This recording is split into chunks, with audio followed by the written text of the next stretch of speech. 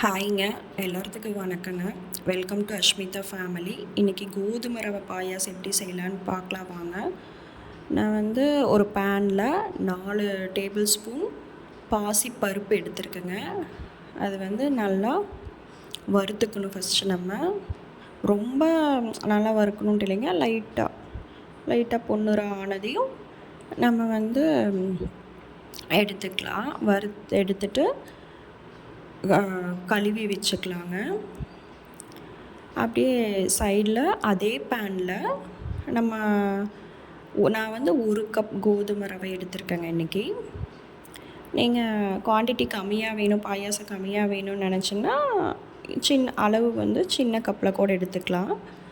அது நல்லா வறுத்துக்கலாங்க. 2 table spoon நெய் ஊற்றி கூட நல்லா வறுத்தா நல்லா ஒரு 2 or 3 மினிட்ஸ் நீங்கள் சிம்மில் வச்சு வறுத்திங்கனாவே உங்களுக்கு நல்ல ஸ்மெல் கிடைக்கும், நல்ல ஃப்ளேவராகவும் இருக்கும். அது நல்லா உங்களுக்கு வறுக்கவே வித்தியாசம் தெரியும். அந்த லைட்டாக ஒயிட்டாக இங்கே பாருங்கள், அந்த ப்ரௌன் பாதி ஒயிட் பாதி அந்த மாதிரி பொடிஞ்சு வரும். வரும்போது நம்ம வந்து நல்லா சிம்மில் வச்சே வறுத்துருங்க.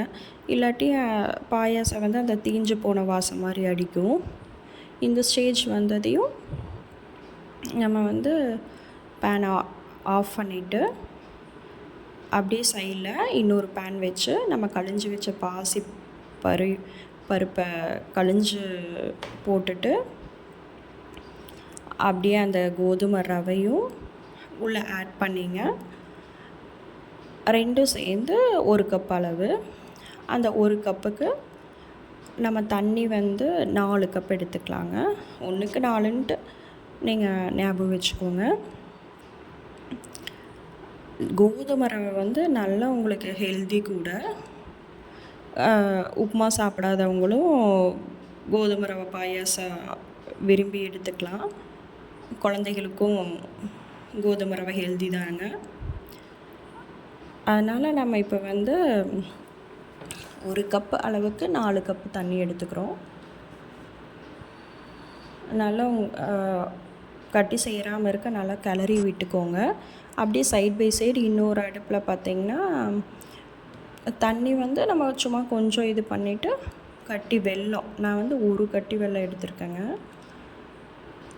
அது பாட்டுக்கு கொதிச்சுட்ருக்கட்டும் இன்னொரு அடுப்பில் தானா. அப்படியே இதை வந்து கிளறி விட்டுட்டுருங்க. நெக்ஸ்ட்டு வந்து பார்த்திங்கன்னா நான் 1 மூடி தேங்காய் எடுத்திருக்கேன். அந்த 1 மூடி தேங்காய் நல்லா திருவிட்டு 2 ஐஸ் க்யூப் சேர்த்தா நல்லா தேங்காய் வந்து தண்ணி பிரிஞ்சு வந்துடுங்க. அதுக்குள்ளே நம்மளுக்கு அந்த வெல்லம் கொதிக்க விட்டோம் பார்த்திங்களா, அந்த தண்ணி வந்து சும்மா லைட்டாக கொதித்ததையுமே வடிகட்டி ஊற்றிட்டு நான் தேங்காய் வந்து கெட்டியாக தேங்காய் பால் வந்து 1ஆம் தேங்காய் பால்னு சொல்லுவாங்க, அது ஊற்றி கிளறிக்கலாங்க. ஆனால் தேங்காய் பால் ஊற்றுனதுக்கப்புறம் சிம்மில் வச்சுக்கணும்.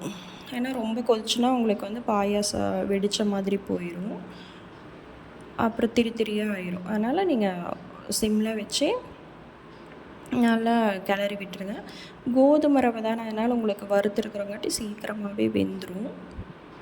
அப்புறம் 2ஆம் தேங்காய் பால் கொஞ்சம் தண்ணி கலக்கி நல்லா அடிச்சு விட்டு இது பண்ணிட்டிங்கன்னா பார்த்தா நம்மளுக்கே நல்லா இந்த ஸ்டேஜில் பாயாசம் இருந்தால் தான் நல்லா கன்சிஸ்டன்சியாக இருக்குங்க.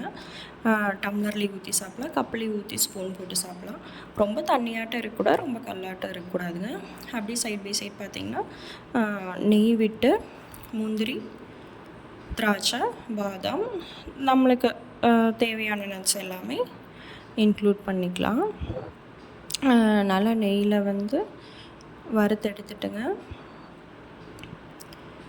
நல்லா நெய்யில் உங்களுக்கு வந்து முந்திரி, திராட்சையெல்லாம் பலூன் மாதிரி உப்பி வரும்.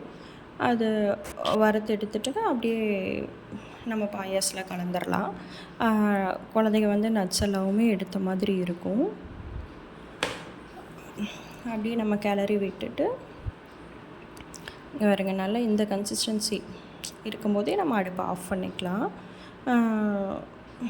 அடுப்பை ஆஃப் பண்ணிவிட்டு ஏலக்காய் வந்து 3 ஏலக்காய் எடுத்து நான் அப்படியே தட்டி சேர்த்துக்கிட்டேங்க. நல்ல ஃப்ளேவராகவும் இருக்கும்.